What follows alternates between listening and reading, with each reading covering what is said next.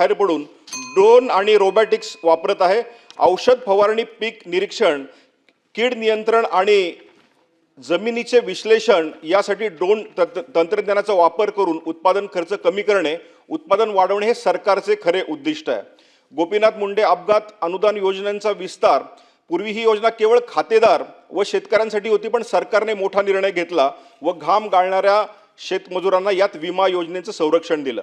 मुख्यमंत्री बळीराजा शेत पणन योजना असेल, महाराष्ट्र नैसर्गिक शेती अभियान असेल, असे अनेक अभियान खऱ्या अर्थानं या सरकारमध्ये आता वाढलेले आहेत। या ऐतिहासिक प्रस्तावाचे समर्थन करताना क्रांतिकारी योजना तळागाळातील शेवटच्या शेतकऱ्यांपर्यंत अधिक प्रभावीपणे पोहोचाव्यात यासाठी मी महत्त्वपूर्ण काही गोष्टी मी सांगू इच्छितो, ज्यामध्ये पुण्यश्लोक अहिल्यादेवी होळकर शेतकरी कर्जमुक्त योजनेचा लाभ 2 लाखांवरील कर्जदारांना देताना बँकाच्या तांत्रिक त्रुटी व जाचक अटी दूर करून सिंगल विंडो सिस्टीम सुरू करावी व आत्महत्याग्रस्त जिल्ह्यात कापूस उत्पादन मिशन अंतर्गत केवळ उत्पादन वाढीवर भर न देता थेट प्रक्रिया उद्योग व जागतिक बाजारपेठ उपलब्ध करून द्यावी। तसेच महाराष्ट्र नैसर्गिक शेती अभियानातील शेतमालाला महानॅचरल ब्रँडिंग देऊन महानगरांमध्ये थेट हक्काची बाजारपेठ मिळवून द्यावी, जेणेकरून आपला बळीराजा खऱ्या अर्थाने स्वयंपूर्ण होईल। आणि मला पूर्ण विश्वास आहे की आपले देवाभाऊंचे सरकार या अभ्यासू सूचनांची नक्कीच दखल घेईल। शेवटी मी एवढंच म्हणेल, संकट कैसा भी हो जिसने हर मुश्किल को मोड़ा है, संकट कैसा भी हो जिसने हर मुश्किल को मोड़ा है, देवाभाऊ इस राज ने अन्नदाता का तकदीर बदला है। आंधियां चाहे कितनी भी हो अब ये बलिराजा नहीं झुकेगा, आंधियां चाहे कितने भी हो अब बलिराजा नहीं झुकेगा। साथ जब महायुति सरकार का हो तो विकास कभी नहीं रुकेगा, तो विकास कभी नहीं रुकेगा। धन्यवाद। जय हिंद, जय महाराष्ट्र। संजय जी खोडके सभापती महोदय, कर्जमुक्ती किंवा शेतीच्या संदर्भावर जो प्रस्ताव आलेला आहे त्यावर मी माझे विचार मांडण्यासाठी उभा आहे। याचा मूळ गाभा या आजच्या चर्चेचा कर्जमुक्ती हा सर्वात महत्त्वाचा मूळ गाभा आहे। आणि आपण जर पाहिलं तर 2017, 2021 आणि आता ही 2025 अशा नजीकच्या काळात 3 योजना ह्या कर्जमुक्तीच्या डिक्लेअर केलेल्या होत्या।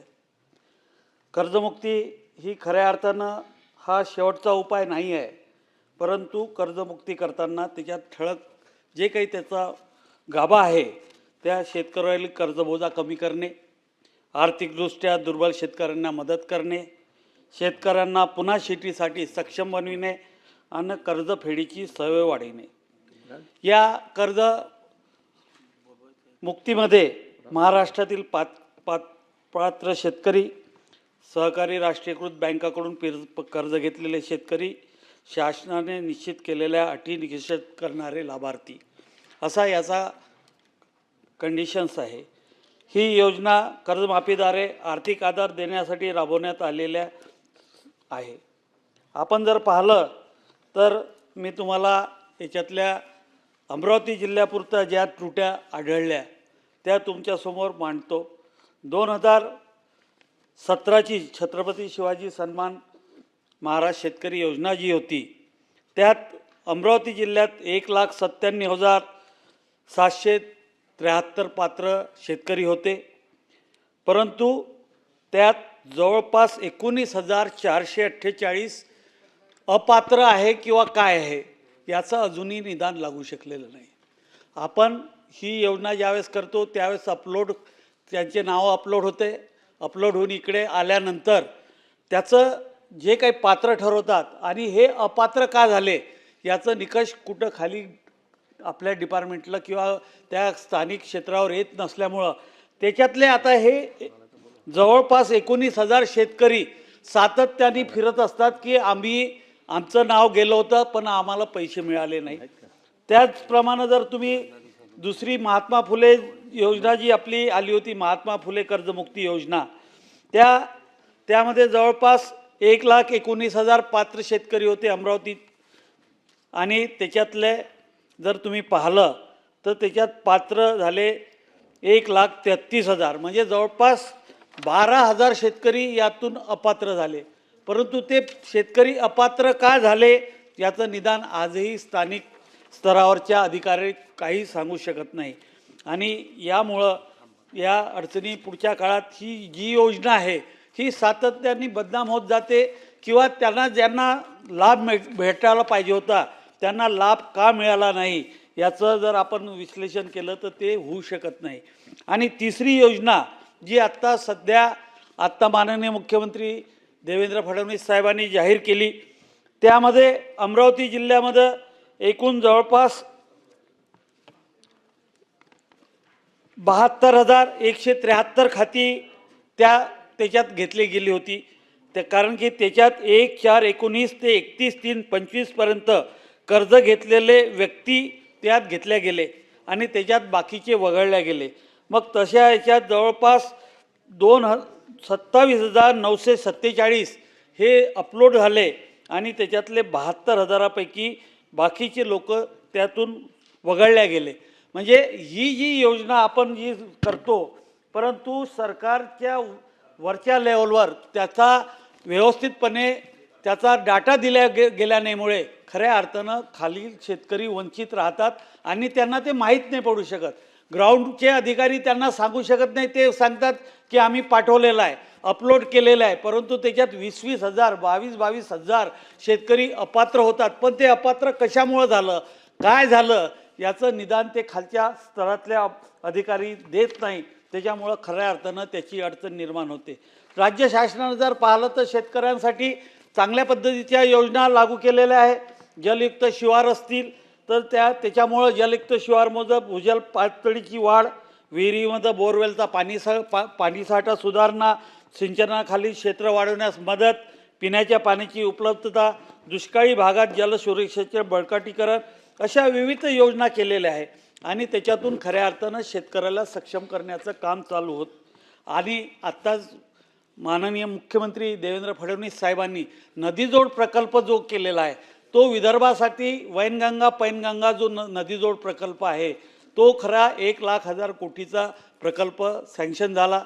जवळपास त्यातले पहिली टेंडर प्रक्रिया पण पूर्ण चालू झालेली आहे आणि त्याच्यातून खऱ्या अर्थानं हा मागासलेला विदर्भ भाग जो आहे जिथं खऱ्या अर्थानं सर्वात जास्ती आत्महत्या होतात इथं भावनातही बसलेल्या आहे. वाशिम जिल्हा हा सर्वात मागं आहे परंतु त्याच्यात वैनगंगा पैनगंगामध्ये भावनातही तुम्हाला थोडंसं लक्ष घालावं लागेल कारण की त्याच्यातला वाशिमचा काही भाग सुटलेला आहे. त्याच्यात खऱ्या अर्थानं त्याचा समावेश करणं गरजेचं आहे.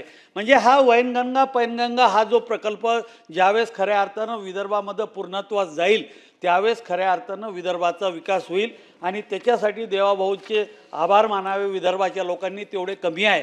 कारण की हा मागासलेला सातत्यानं आपण 50 वर्ष आम्ही बोलत आलो आहे की आमचा विदर्भ मागासलेला आहे परंतु त्याला खऱ्या अर्थानं या वैनगंगा पैनगंगा प्रकल्पामुळं खरी चालना भेटणार आहे. असंच जर तुम्ही पाहिलं तर राज्य शासनानं नैसर्गिक शेतीचं अभियान जे राबवलेलं आहे या नैसर्गिक शेतीच्या अभियानातून खऱ्या अर्थानं पुढच्या काळामध्ये आपल्याला चांगल्या शेतकऱ्यांना शेतीचा उत्पादन खर्च कमी होईल, मातीचे आरोग्य सुधारेल, उत्पादनाची गुणवत्ता वाढेल, पर्यावरणाचे संरक्षण होईल, शेतकऱ्याला दीर्घकालीन आर्थिक स्थैर्य मिळेल. परंतु ही जी नैसर्गिक शेतीची अभियान आहे याच्यामध्ये थोडंसं आपल्याला त्यांना सबसिडी देणे किंवा त्यांना अनुदान देणं हे गरजेचं आहे. कारण की या नैसर्गिक शेतीमध्ये एक सर्वात महत्त्वाचा मुद्दा जो आहे उत्पादन क्षमता जी आहे. आपण रासायनिक खतं वापरल्यानंतर उत्पादन थोडं जास्ती भेटते परंतु याच्यातून उत्पादन थोडं कमी मिळते आणि ते उत्पादन कमी झाल्यामुळं शेतकरी इकडे वळण्यासाठी थोडासा वेळ लागते. म्हणून याच्यात सुद्धा सुधारणा करण्याची गरज आहे. सेंद्रिय शेतीच्या संदर्भात राज्य शासनानं नवीन योजना चालू केलेल्या आहे. सेंद्रिय शेती आपण बरेच जण म्हणतात की देशाचं एक मॉडेल असलं पाहिजे परंतु प्रत्येक विभागावर आपण जर आज महाराष्ट्रात जर पाहिलं तर विदर्भाची शेती वेगळी आहे, मराठवाड्याची शेती वेगळी आहे, खानदेशातली शेती वेगळी आहे, कोकणाची शेती वेगळी आहे. त्याच्यासाठी प्रत्येक विभागवार त्याचं मॉडेल असणं गरजेचं आहे आणि ते मॉडेल जर प्रत्येक विभागवार आपण जर सेंद्रिय शेतीचं मॉडेल जर केलं तर खऱ्या अर्थानं त्याचा उपयोग आपल्याला पुढच्या काळामध्ये या सेंद्रिय शेतीमधून आणि नैसर्गिक शेतीमधून होणार आहे. सर्वात महत्त्वाचा मुद्दा आपण किती वर्ष झाले पीक विमा योजनेच्या संदर्भात आपण बोलतोय आता